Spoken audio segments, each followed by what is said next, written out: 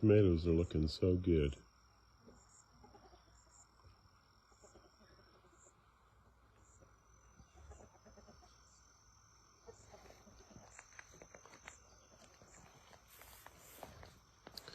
Asparagus, we've let a bunch come up and go to seed.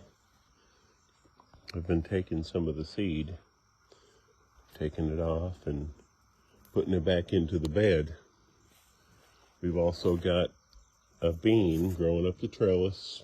I don't know exactly which one it is, but it's starting off pretty good.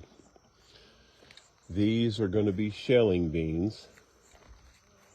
I'm not exactly sure which variety they are, but they're looking good. Got a little bit of pest damage, but for the most part they look really good. And of course this bed over here is more of the same, but hopefully it'll put off quite a bit. Got a few more tomatoes caged up here, a few more over there. They're starting to look good, maybe 3 foot tall, starting to put off tomatoes. And this here, which I didn't realize it at the time, or I would have invested more time, is the silver slicers. And that of course is my favorite cucumber in the world, and so is my friends at work. I mean, they love it. And like I said, I would have invested more time earlier if I had known that this is the one I like the best. And there's more silver slicers coming up here also. More tomatoes coming up there on the back side of the trellis. And here's where the tomatoes start hard and heavy. And I have been flicking flowers, doing a little self-pollination. There's a nice tomato there. Lots of blooms.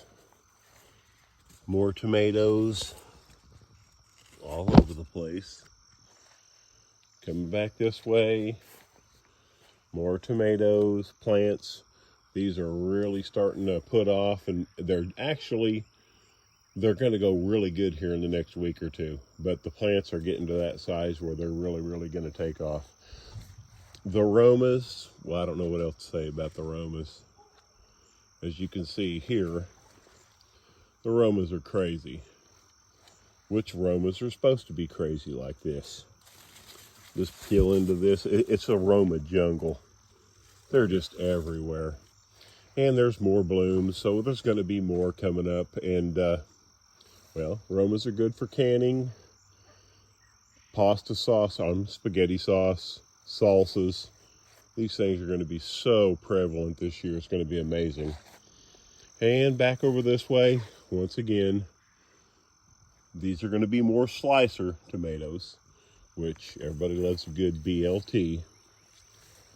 These things are going to be amazing too. So I'm really looking forward to this. Now this one here is what I thought was my silver slicer cucumber. So every day I would come out and look for these little tendrils here and here, and I'd feed them up the trellis, wrapping around each one myself, thinking, oh gosh, this is going to be an amazing silver slicer year, because that is the cucumber that I love the best. As you can see, it's doing really good. I'm about 6'4", and it's probably about 6'8" or 6'10" up here at the top. And I worked with it, thinking all along that it was a silver slicer. Well, it turns out that it wasn't. Now, I'm not exactly sure what the name of this is, but she told me about a long 2-inch around cucumber that curves and everything else. It's supposed to be amazing and very tasty, but it's not a silver slicer. So going forward, I'm probably not going to invest quite as much time in this, although I fed it, taught it to walk, taught it to talk, taught it to ride a bike, and I think I taught it how to toast bread. But at this point, I'm going to let it do what it's going to do. And here's the other side of it. It's not quite as high up the trellis, but I'm sure it's going to be good. And if they taste as good as my wife says it's going to be, I'll be pretty happy with it. Now this here is going to be a bean variety of some kind. I'm not sure. Hopefully more like a snap bean, green bean, you know what I mean. It started a little slower because we had potatoes on the back side of it, which we posted in another video. And there was also beans on the back side of this one too. So it didn't get the start that we wanted it to. But it's really, really early, guys. I mean, June 9th. We're really, really far ahead of where we normally are. But we got a lot of these starts that we did in the greenhouse.